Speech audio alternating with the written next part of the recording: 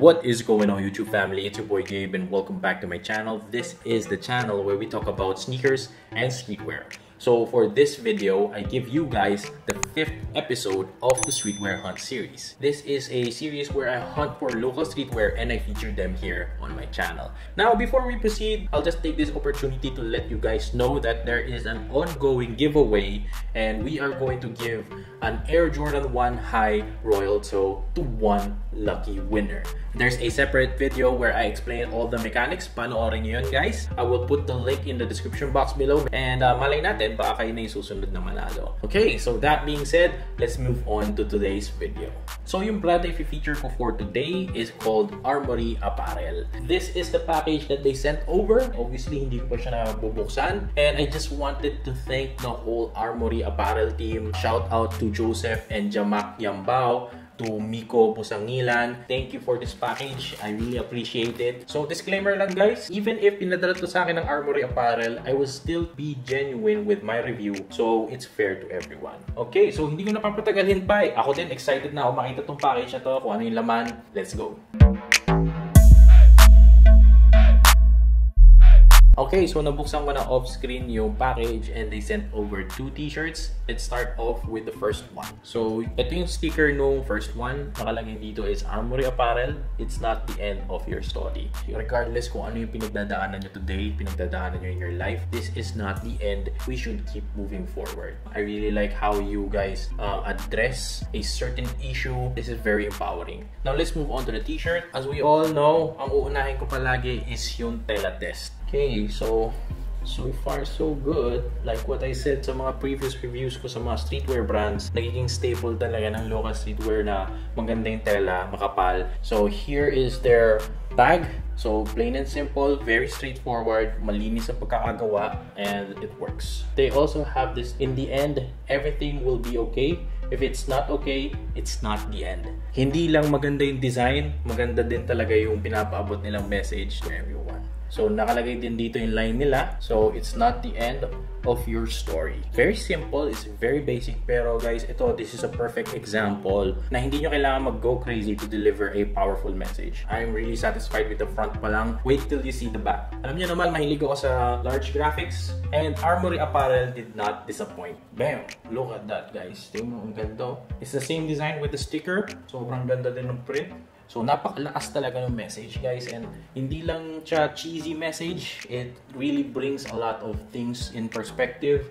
It doesn't stop with the message. Maganda rin yung design. So, win-win situation. Ang sarap isuot, ang sarap i-feature, ang sarap ipamporma. Hindi mo kasi alam, malay mo, suot-suot mo to sa labas. Tapos, merong taong namumblema. Tapos, nakita nila yung t-shirt mo. Nakita nila yung message. Malay mo, magkaroon din ng certain effect sa kanilang way of thinking.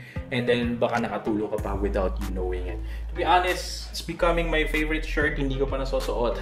Sorry if I sound biased, guys, pero nakuha nyo ako doon sa message. Wala akong makitang ibang mali or ibang things that I can point out. Let's move on to the second t-shirt.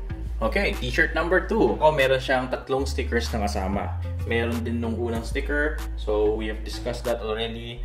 So here's the second sticker. So this is also another design ng kanilang t-shirt. And ang nakalagay nila dito is, when you go through deep waters, I will be with you. Guys, sobrang empowering talaga ng mga message ng Armory Apparel. I really like it. The way they executed their t-shirt line with this one, saludo, guys. Hats off to you. And the last sticker, the world is a better place with you in it. Tignan nyo nga yan, guys.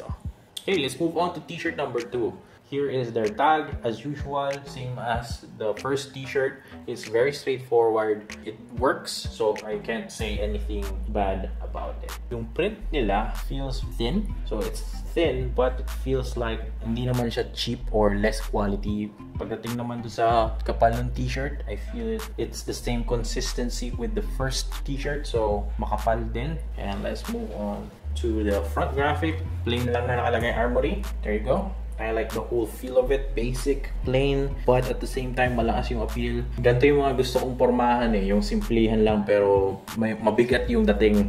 And as usual, the back graphic. Bang! There you go, guys. Nakalagay friendly fire. The saddest thing about betrayal is that it never comes from your enemy. Yes, that is very true, guys. Another heavy message. That is the definition of betrayal. It doesn't come from your enemy. It comes from your allies, your friends. So, ganda talaga ng mga bigayan ng lines ng Armory. I sound very biased towards Armory, guys, pero let's see kung meron nga ako mako-call out sa kanilang product.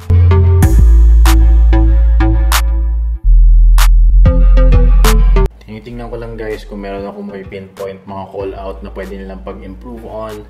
But so far, both t-shirts pasado, guys. Sobrang pulido ng pagkakagawa nyo, Armory team, and I highly commend you for doing a great job. I call it when I see it. Wala akong makitang pwede kong i-call out sa Armory. So yeah, that's it. Wala na akong masabing iba pa. I'm really satisfied with what you sent over to me, guys, Armory Apparel team, and I'm really excited to wear these. I highly suggest that you guys check the Armory Apparel Facebook page. Madami pa silang designs doon. And before I end this video, I will give you guys an OOTD footage of me wearing both of these. Don't forget to hit that like button, subscribe to my channel, and turn on your notification bell icon below so you won't miss my next videos. This is your boy Gabe, signing out.